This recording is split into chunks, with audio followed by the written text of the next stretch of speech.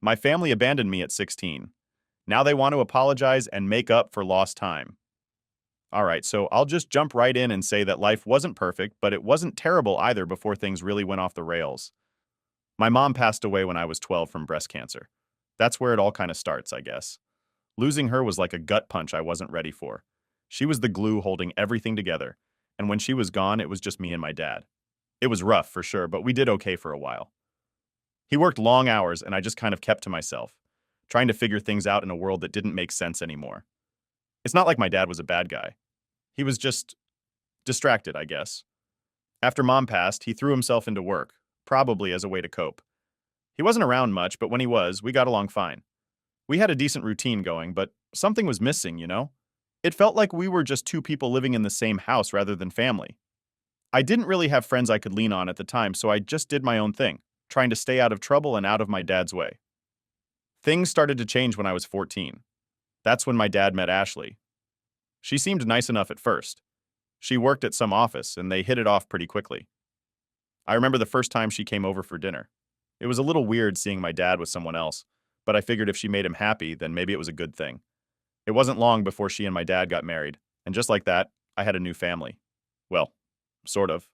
Ashley had two kids from her previous marriage, Mark, who was my age, and Emily, who was a couple of years younger.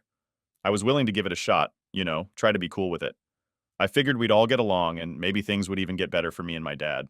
I guess I was pretty naive about that. To be fair, Emily wasn't bad. She was quiet and kind of kept to herself, which was fine by me. We didn't have much in common, but we didn't clash either, so that was a win in my book. But Mark? Man, Mark was a whole different story. From day one, it was clear that Mark didn't like me. I'm not sure why, but he seemed to have it out for me from the start. He had this attitude like he was better than me or something. My dad kept telling me to give him a break, that it was hard for him too, since he had been the man of the house before Ashley met my dad. Like, cool, I get it. But what about me? I lost my mom, and now I had to deal with this new family dynamic. It was tough for me too, but no one seemed to care about that. Mark and I fought constantly.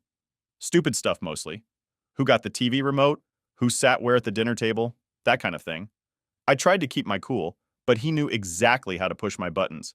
It didn't help that my dad always seemed to take Mark's side.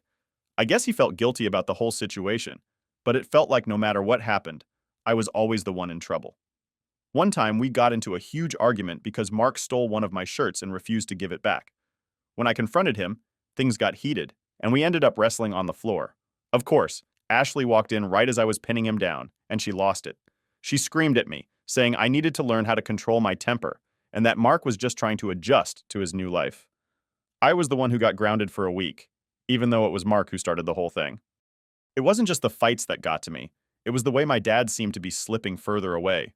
He and Ashley were always wrapped up in their own world, going out on dates or spending time with her side of the family. It felt like I was being slowly pushed out of my own home. I'd come home from school, and there would be this tension in the air, like everyone was walking on eggshells around me. It was exhausting, and it started to wear me down. When I turned 15, I finally had something that made me feel like my life wasn't completely falling apart. Her name was Lisa, a girl I met at school. We started hanging out, and soon enough, we were dating. Well, as much as you can date when you're 15, she was funny, smart, and most importantly, she made me feel like I wasn't completely invisible. Things were going pretty well between us, but of course, Mark had to mess that up too. Apparently, he had a crush on Lisa and wasn't too happy that I was dating her. I didn't even know about it until one day at school when he came up to me and started mouthing off about how I stole her from him. It was ridiculous, but he was dead serious. We ended up getting into another fight right there in front of everyone. The teachers broke it up before it got too far, but the damage was done. When I got home, my dad was waiting for me. He was furious. Mark had already spun the whole story, making me out to be the instigator. Once again, I was the one in trouble. It didn't matter that Mark had started it, that he was the one who had the issue. In my dad's eyes, I was always the problem. I was grounded again, and this time, it felt like a final straw had been pulled. I was angry, frustrated, and just plain tired of trying to fit into a family that didn't seem to want me around. The more time passed, the more isolated I felt. My relationship with Lisa started to get strained too. She didn't understand why I was always in trouble at home, and I couldn't explain it in a way that made sense. I mean, how do you tell someone that your entire family seems to be against you, but it's not really your fault? We were still dating, but things weren't the same anymore. It was like I couldn't catch a break, no matter how hard I tried. Looking back, it's easy to see that the writing was on the wall. Everything was heading towards something bigger, but I didn't see it then. I was just a kid trying to survive each day, hoping that maybe tomorrow would be better. All right, so here's where things really hit the fan. I had just turned 16, and life was already feeling pretty unbearable. The constant fights with Mark, being ignored by my dad, and the whole situation with Lisa starting to fall apart, it was a mess. But nothing could have prepared me for what happened next. It was like all the bad stuff I'd been dealing with got cranked up to 11. One day, I'm just hanging out in my room. Lisa was over, and we were watching some dumb TV show. It was nice to have her around, even if things between us weren't as easy as they used to be. We were trying to enjoy the evening when suddenly we hear this loud yelling from down the hall. It was Ashley. She was losing it, screaming my name at the top of her lungs. Lisa and I looked at each other, and I remember feeling this cold chill run down my spine. You know when you just know something's about to go really, really wrong? That was the vibe.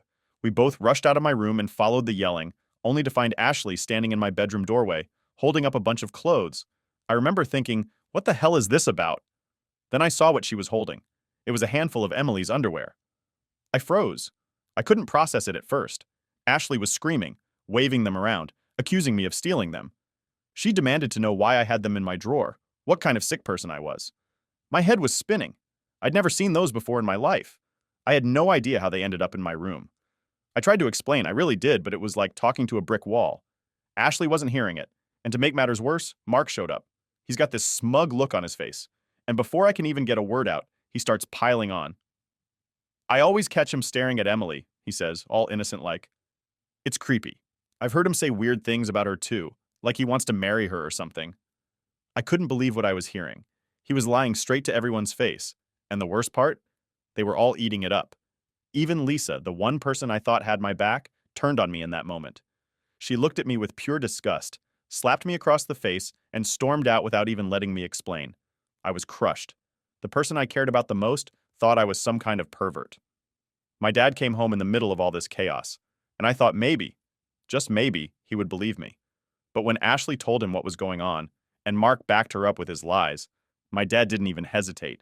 He grabbed me by the arm, yanked me out of the house, and threw me onto the front lawn like I was some kind of trash. I'll never forget the look in his eyes. It wasn't just anger, it was disgust, like he didn't even know me, like I wasn't his son anymore. He called me every name in the book, accusing me of things I didn't do, saying I wasn't welcome in his house if I was going to be a danger to his family. He said I was lucky he didn't call the cops, and that was when it really hit me. I was completely on my own.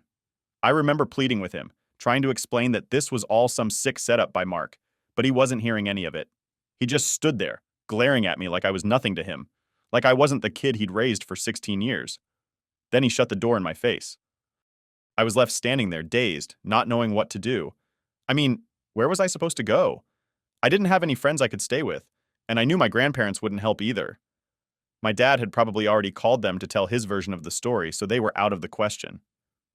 My mom's parents were dead, and I didn't have any other family close by. So I did the only thing I could think of. I sat down on the front porch, hoping, praying, that maybe they'd change their minds, that someone would come out and listen to me. But no one did. I sat there for what felt like hours, banging on the door, crying, begging them to let me back in. But the house stayed dark and silent. It was like I didn't exist anymore. Eventually, I gave up. It was getting late and the air was starting to get cold. I had no money, no phone, nothing but the clothes on my back. I started walking, not really knowing where I was going or what I was going to do. My head was still spinning from everything that had just happened. How could my life go from bad to worse in the span of a few hours? It didn't feel real. I wandered around for a while just trying to figure out what to do next. My mind was racing with thoughts of everything that had just happened. Lisa dumping me, Mark's lies, my dad throwing me out.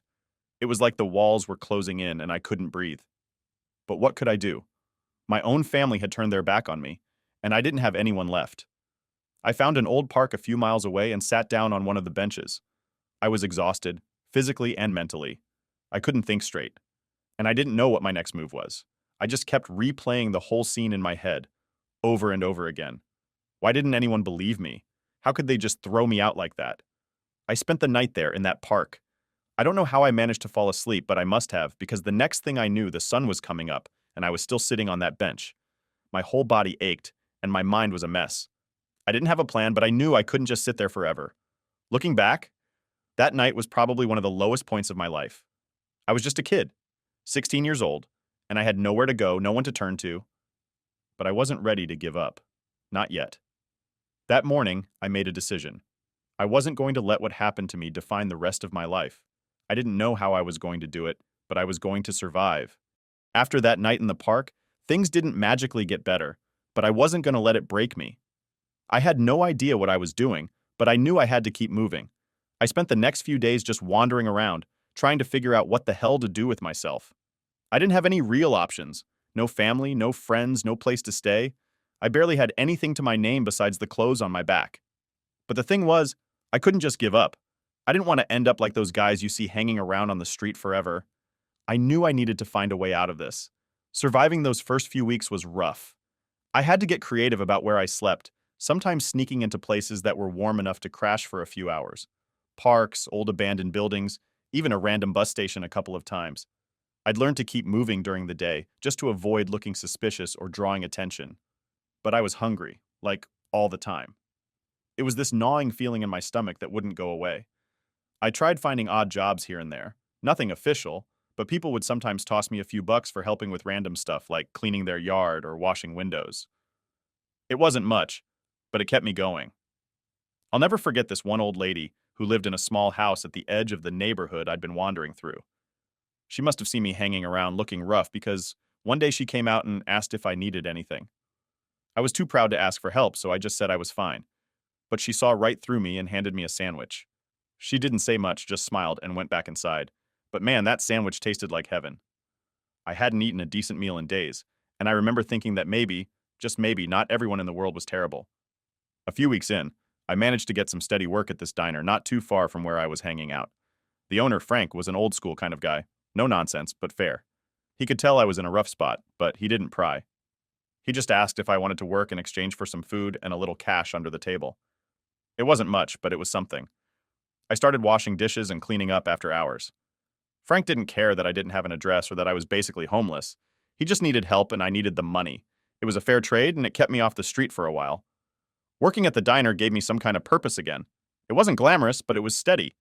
I could clean myself up in the restroom, and Frank even let me have meals from the kitchen when the shift was over. I didn't feel like a complete waste of space anymore.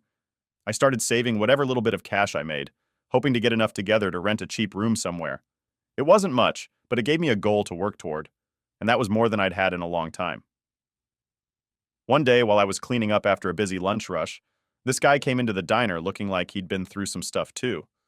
He was older, probably mid-30s, and had this kind of worn-out vibe. He wasn't homeless or anything, but you could tell life had knocked him around a bit. His name was Dave, and after he sat at the counter for a bit, we started talking while I was wiping down the tables. Turns out, Dave worked at a local gym. Not one of those fancy places you see on TV, but a gritty, no-nonsense boxing gym. He mentioned that they were always looking for people to help out, and he could introduce me to the owner if I was interested. I didn't know anything about boxing, but at that point, I was willing to try anything. Plus, the idea of working at a gym seemed way better than scrubbing dishes all night. A couple of days later, I showed up at the gym. It wasn't much to look at, just a bunch of old equipment, punching bags, and a ring that had seen better days. The owner, Mr. Jacobs, was this gruff, old-school kind of guy. He looked me up and down, probably thinking I was just some kid who didn't know what he was getting into. But he gave me a shot. He said if I could help clean up around the place, keep the equipment in shape, and maybe spar a bit, he'd pay me a little and teach me the basics of boxing. I wasn't sure if I'd be any good at it, but I figured, why not? At least it was something different. And honestly, the first time I stepped into the ring, I was terrible. I had no idea what I was doing, swinging wild punches like I was in a street fight. But Mr. Jacobs didn't give up on me. He was tough, but he taught me the basics. How to move, how to throw a proper punch, how to keep my guard up. It wasn't long before I started getting the hang of it. There was something about boxing that clicked with me. It was physical, sure, but it was also mental. It wasn't just about hitting harder than the other guy. It was about strategy, about controlling your emotions and staying calm under pressure.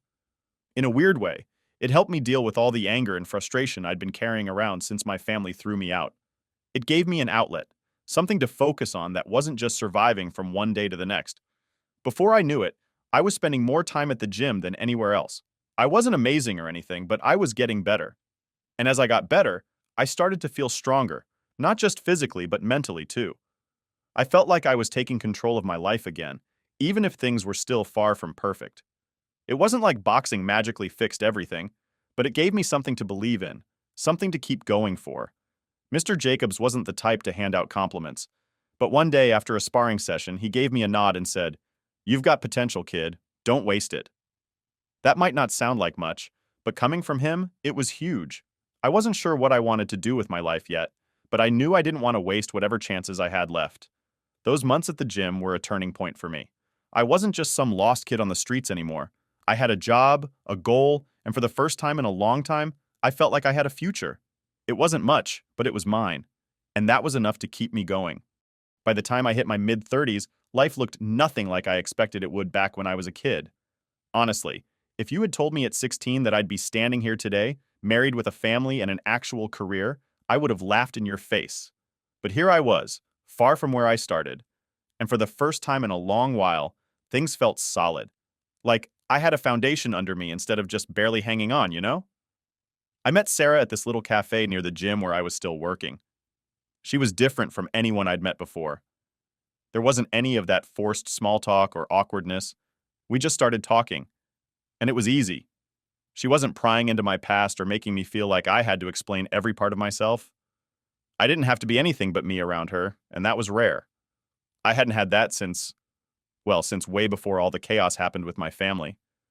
At first, I wasn't sure where things were going. I wasn't the type of guy who thought much about long-term relationships. I mean, my history with that sort of thing wasn't exactly great, but Sarah made me rethink all of it. She saw something in me that I hadn't seen in myself for a long time. She believed in me, even when I wasn't so sure I deserved it. We started dating, and before I knew it, 2 years had flown by. Things between us just worked. There weren't any games or drama. She was real, and that's what I needed. She pushed me in the right ways, too. I'll never forget the day she sat me down and told me I needed to get my GED. She didn't nag me about it, didn't make me feel dumb, just laid it out plain and simple. "You're smarter than you give yourself credit for," she said. "You've got potential, and I'm not letting you waste it." That was a turning point for me. I guess, deep down, I knew I couldn't stay at the gym forever. It was fine when I was younger, but I needed something more stable, something I could build on. I didn't want to be the guy who barely scraped by his whole life. So I took her advice and got my GED. Was it easy? Hell no. It was like trying to remember everything I'd learned in school but hadn't thought about in years. But with Sarah's help, I made it through. Around that time, Sarah's dad came into the picture more. He was an electrician, and one day, after we'd been dating for a while, he casually mentioned that he could use some help. Now, I'm not gonna lie, I wasn't exactly thrilled about the idea of working for my girlfriend's dad, but he was a good guy, and I figured it was worth a shot. Besides, I needed the work. At first, I was just doing the grunt work, carrying tools, cleaning up job sites, that kind of thing. But as time went on, I started learning the trade. It was tough, and there were days where I wanted to quit, but something kept me going. Maybe it was pride, or maybe it was knowing that I had something to prove, not just to myself, but to Sarah too. After a few years, I had picked up enough skills to get serious about the work. Sarah's dad saw I was sticking with it and offered to help me go through the process of getting licensed. I didn't really think I'd be good at it when I started, but it turned out I had a knack for it. Working with my hands, figuring out problems, it reminded me of the focus I had learned from boxing. And in a way, that focus was what kept me going every day. I wanted to be someone my wife could be proud of. Eventually, I passed my licensing exam. I was officially a licensed electrician. That might not sound like a huge deal to some people, but for me, it was everything. It wasn't just a piece of paper saying I could do the job. It was proof that I'd taken the worst parts of my life and turned them into something real. I'd gone from being homeless, sleeping in parks, to having a stable job that I was good at, with a future I could actually look forward to. Sarah and I got married shortly after I got my license. It wasn't some big fancy wedding or anything, but it was perfect for us. We kept it simple, surrounded by the people who mattered most. Her family had been amazing to me, and they were all there. My side of the family? Well, I didn't exactly have anyone left to invite, but that didn't bother me anymore. My in-laws became my family, and I realized that family doesn't have to be the people you're born with. Sometimes it's the people who choose to stand by you, even when things are rough. It's funny how things work out. Looking back, it's like everything that happened led me here. I went through all that pain and hardship, and somehow it brought me to a place I never thought I'd reach. Sarah and I have 4 amazing daughters now. They're my world, and they're growing up in a home filled with love and support. Everything I didn't have when I was their age. I'm not saying everything's perfect, because it's not. No family is perfect, but we're good, and that's what matters. Sometimes I think about the old days, where I was, who I was back then, and I can't help but be grateful that I didn't give up. I could have easily ended up in a very different place if I hadn't met Sarah, or if I hadn't taken that job with her dad, or if I'd just let the anger from my past consume me. But here I am, pushing 50, with a wife I adore, kids who drive me crazy but who I love more than anything, and a career I never thought I'd have. It's weird to say, but I'm proud of myself. It took me a long time to get here, and there were a lot of moments where I didn't think I'd make it. But now, standing on the other side of it all, I realize that the life I built is so much more than I could have ever imagined. And at the end of the day, that's all I really need. So, here's the thing I wasn't expecting. After all these years of having nothing to do with my old life, I suddenly got an email from Emily, my stepsister. Yeah, that Emily. The one who probably barely remembered me since she was just a kid when everything went down. At first, I wasn't sure how to feel about it. I mean, I hadn't heard from anyone in my dad's family in over 30 years, and suddenly, out of nowhere, she's reaching out. I remember staring at my inbox for a good 10 minutes, not sure if I should even open it. Part of me wanted to just delete it and pretend like it never happened. I've got a good life now, right? Why stir up the past? But curiosity got the better of me, and I clicked it. The email was long, like, really long. It started out kind of awkward, with Emily explaining how she found my contact info and why she was writing. Turns out she had no clue about the truth behind what happened when I was kicked out. She had been told the same story as everyone else, that I was this creep who stole her underwear and tried to do God knows what. She went on to say that she believed it all because, well, why wouldn't she? She was a kid, and Mark was her brother. Why would he lie about something like that? And then came the real reason she was emailing me. Apparently, Mark, my stepbrother, the same one who set me up and ruined my life, had gotten pretty drunk at a family gathering recently. In front of a bunch of people, he started bragging about how he'd framed me. He thought it was hilarious, telling everyone how he planted Emily's underwear in my drawer and made up the story about me creeping on her. He even admitted to doing it because he was jealous that I had started dating Lisa, the girl he had a crush on. I couldn't believe what I was reading. I mean, I knew Mark had set me up, but to hear it confirmed all these years later, it was like a punch to the gut. Emily said she was shocked, and so was Lisa, who apparently was at the gathering too. Yeah, that Lisa, the girl who dumped me without a second thought after the whole thing went down. She heard the confession firsthand, and according to Emily, she freaked out. Emily said she had spent the entire weekend trying to track me down because she felt terrible about what had happened. She wanted to apologize, face to face if possible, and she even offered to fly out to wherever I was. She kept saying how sorry she was that she had believed Mark, and how she wished she had known the truth back then. Now here's where it gets tricky. On the one hand, I could tell from her email that Emily was genuinely sorry. She was young when it all happened, and I can't blame her for believing what she was told. But on the other hand, it was like all those old wounds I thought had healed were suddenly ripped open again. For 30 years, I've been living with the knowledge that my family turned their back on me, threw me out like trash, and never bothered to find out the truth. And now, after all this time, they suddenly want to make amends? I didn't know what to feel. I've spent years moving on from that part of my life. I built a new family, one that loves me for who I am. Sarah, my wife, and our daughters are my world, and I never thought I'd need anything else. But still, that email stirred something up inside me that I hadn't felt in years. I showed the email to Sarah, half expecting her to tell me to ignore it. But she's not like that. She sat down next to me, read the whole thing, and then just looked at me and said, "What do you want to do?" That's the thing about Sarah. She always lets me decide for myself. She didn't push me one way or the other. Part of me wanted to reply with something snarky like, "Oh, now you believe me? Took you long enough." But I didn't. It's not that I'm still angry exactly. It's more like I'm just indifferent. The life I have now is good. Great, even. I've got everything I need. Do I really want to open that door again after all this time? Emily said in the email that she wanted to make up for lost time, to try and rebuild some kind of relationship. She didn't mention my dad or Mark, though, and honestly, I didn't care about hearing from them. They're the ones who made the choice to believe a lie and throw me away. As far as I'm concerned, they can stay in the past where they belong. But Emily? I don't know.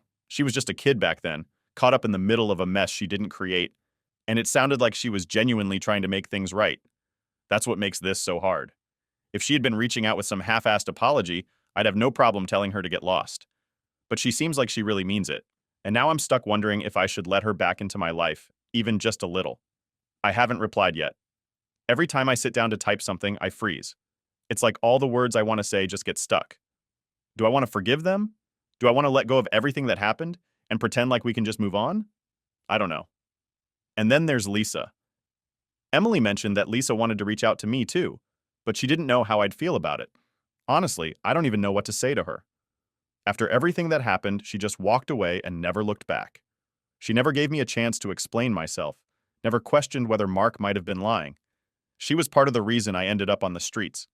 I've spent years building a life without any of them, and I don't need their validation or their apologies to feel whole. But at the same time, there's this part of me, this small, quiet part, that wonders if maybe, just maybe, letting them say their piece could give me some closure I didn't know I needed. For now, though, I'm just sitting with it. I don't know what I'll do yet, but whatever I decide, I'm doing it on my terms. I've come too far to let anyone from my past mess with the life I've built. Maybe I'll reply. Maybe I won't. Either way, I'm good where I am. Update, I finally decided to reply to Emily. Took me a while to get there, but I did. I kept it short, didn't see the point in writing some long message. I told her that I appreciated her reaching out and that I was glad she knew the truth now. I didn't dive into all the stuff about how her brother basically ruined my life, and I didn't unload years of resentment or anything like that. Just said my piece and left it at that. Honestly, it felt weird to even send the email. For years, I never thought I'd hear from anyone in that part of my life again. And now I'm sitting here typing a reply to a person I'd written off ages ago. I thought it would be harder than it was. But once I hit send, it was like a weight lifted off my chest. Not a big one, but something, you know? Like, I could finally close that chapter, or at least part of it. Emily replied pretty quickly. She said she understood if I didn't want to reconnect or do any of the whole make up for lost time thing, but she wanted to apologize again in person if I was open to it. That was the tricky part for me. I wasn't sure if I wanted to open that door. An apology in an email is one thing, but face-to-face? That's a whole other level of dealing with the past, and I wasn't sure if I was ready for it. I talked it over with Sarah. Like I said before, she's good at listening without pushing me in one direction or the other. She told me that if I felt like I needed to hear Emily out in person, I should go for it. But she also reminded me that I didn't owe anyone anything, and if I wanted to just leave it where it was, that would be fine too. No pressure. After thinking about it for a couple days, I told Emily we could meet. Just her, though. I didn't want Mark or anyone else showing up. I figured it would be good to hear her out, let her say what she needed to say, and then I could decide if I wanted to keep any sort of connection with her going forward. We met at a small cafe not far from where I live. It was one of those places where no one really bothers you, which was perfect. I got there a little early and waited, not sure what to expect. When she walked in, I barely recognized her at first. I mean, it had been over 30 years. She looked different, obviously, but there was still something familiar in her face. She sat down, and for a minute, neither of us really knew what to say. It was awkward, but I guess that's to be expected. She broke the silence first, apologizing again for everything that had happened. She was tearing up, and I could tell this wasn't easy for her either. She kept saying how sorry she was that she believed the lies, how she had no idea what really happened until recently. I just listened. I didn't really have much to say at that point. After she got through the apology, we talked a bit about what had happened since then. Turns out, Mark and Lisa had split up years ago, and she hadn't spoken to him much since. She didn't give too many details, and I didn't ask. I wasn't there for a trip down memory lane. I just wanted to get this whole thing over with. By the end of it, I told her I appreciated her coming to talk, but I wasn't sure if I was ready to just let everything go. She understood, said she didn't expect me to. We parted on good terms, and I think that was enough for now. It's not like things are magically better, but it feels like I've got some closure. That's more than I thought I'd get.